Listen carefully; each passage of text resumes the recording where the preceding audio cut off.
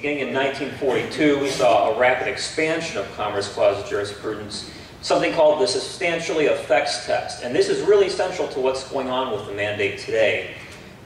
This is the notion that Congress can use its power to regulate interstate commerce to regulate things that are neither interstate nor commerce. With me so far? Good. How does it do that? Well, it does this through this clause called the Necessary and Proper Clause.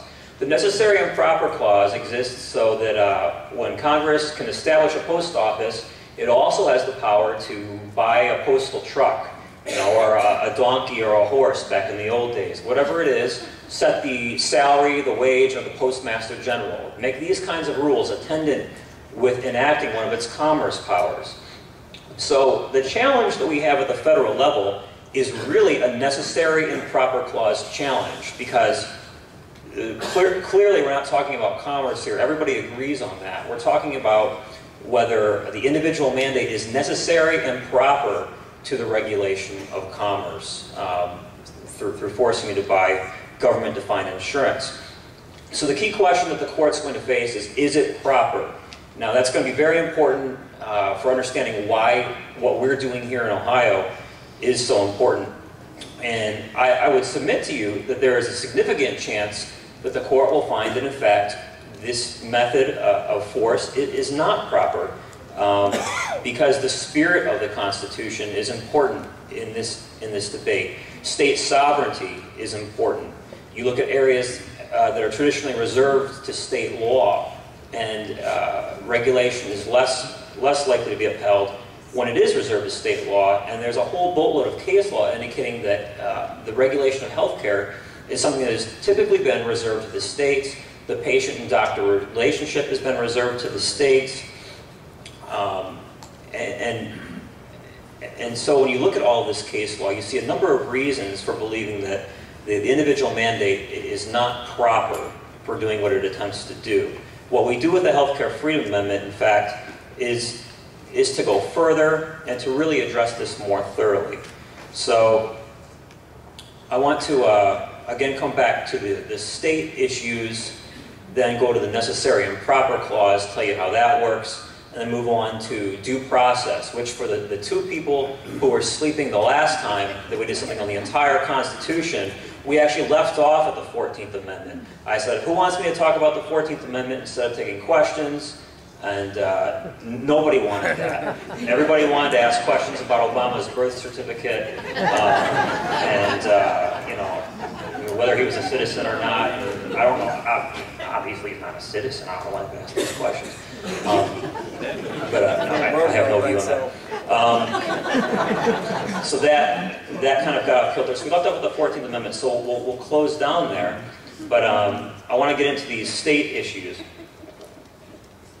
So, first things first, is it symbolic or is it a game changer? It's a game changer for Ohio for a number of reasons. We don't want a state mandate. We don't want a local mandate. We have examples of how that works. Massachusetts has had an individual mandate since 2006. Healthcare premiums are up 12% per year since then, the highest in the nation. One of the reasons for that is very simple to understand. When you mandate the purchase of a product, guess who wants their stuff included in that product? Everybody. So the way it works is the legislature mandates the purchase of legislatively defined health insurance. Great. If you are a lobbyist for the company that makes Viagra, you go to the legislature and you say, I think that Viagra must be included in this government-defined insurance. I think that birth control must be included. Coverage for abortion must be included, etc., etc., autism, whatever it may be. And what you have in Massachusetts is over 40 kinds of coverage that are mandated under the government-defined insurance. Well, we see what this does very quickly. This drives up costs. It's more expensive to buy government-defined insurance at that point, which is why we see costs skyrocketing there. And this is sometimes called the poison pill or the Trojan horse at the federal level. The thinking is the same thing will happen at the federal level. Once you have a mandate, everybody wants their stuff to be covered, costs go up, up, and up. It becomes too expensive to afford private insurance, creating a clamor for a public option, something that's a little bit cheaper, sliding everybody down into that public option. And then the problem becomes that the government doesn't pay full costs when it buys health care for people. Medicaid, Medicare typically under-reimburse at 80% of costs. So if the hospital spends $1 to treat you, you're on Medicaid, Medicare, federal government gives them 80 cents. How do they make up that 20-cent loss? On the back of those with private insurance or who are paying for private health care. So private health care costs go up even more, and even more people slide down into the federal system or the state system until we have what could be effectively a single-payer system if it's not a single-payer system de jure. When I say single-payer, what I'm talking about is there is one purchaser of health care in the country, and it is the federal government. That's what we have in some states. So that the Massachusetts experience kind of confirms our rules of economics about how these mandates work. But it's not just, the mandate that we're against. Vermont has taken many steps towards a single-payer system, explicitly said so, and we don't want that in Ohio either. So all the discussion with the Healthcare Freedom Amendment has been on the mandate, but it's also important to note that the Healthcare Freedom Amendment prohibits any kind of movement towards a single-payer system in Ohio, any kind of foreclosure of your ability to obtain private health care on your own, or any kind of forced enrollment into a public health care system. So that's equally important. And finally, many of you have probably heard about what happens in California with environmental regulations, which is where the EPA mandates a certain level of environmental protection, and then California goes way above that in what they do. And states are allowed to do this on all kinds of issues. So another thing that the Healthcare Freedom Amendment clearly does is it prohibits state and local governments in Ohio from going anywhere above and beyond what the federal government is doing, which is a problem in other areas and a problem worth addressing.